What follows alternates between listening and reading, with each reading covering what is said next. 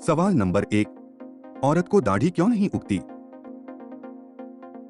जब बच्चा जन्म लेता है तो उसके शरीर पर केवल रोएं जैसे बाल ही होते हैं। लेकिन जैसे जैसे वह बड़ा होता है उसके बाल कड़े और मजबूत होते जाते हैं। 11 से 13 की उम्र से लड़के और लड़कियों के शरीर में केश वृद्धि होना शुरू होती है। यही वह उम्र होती है जब सेक्स ग्रंथियों की बहुत तीव्रता से वृद्धि होती है। पुरुष में टेस्टिस और दूसरी सेक्स ग्रंथियां होती हैं जो एक विशेष प्रकार के हार्मोन्स समूह को पैदा करती हैं जिसे एंड्रोजेंस कहते हैं।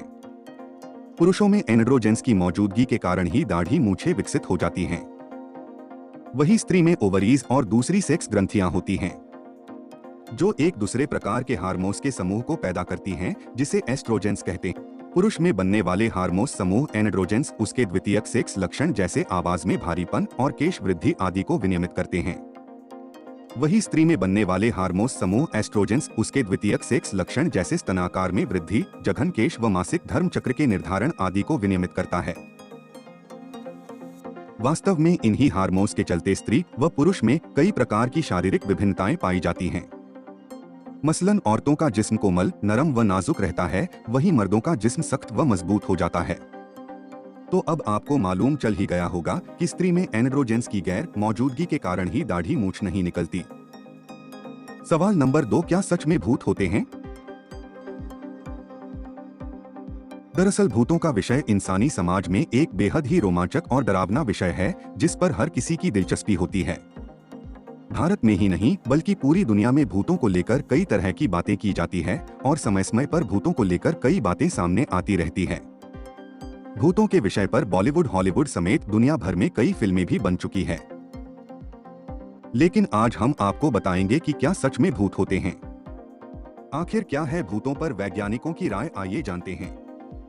भूतों के विषय पर वैज्ञानिकों ने खोजें की, लेकिन अफसोस किसी भी वैज्ञानिक को इस विषय पर कोई ठोस सफलता हाथ नहीं लग सकी।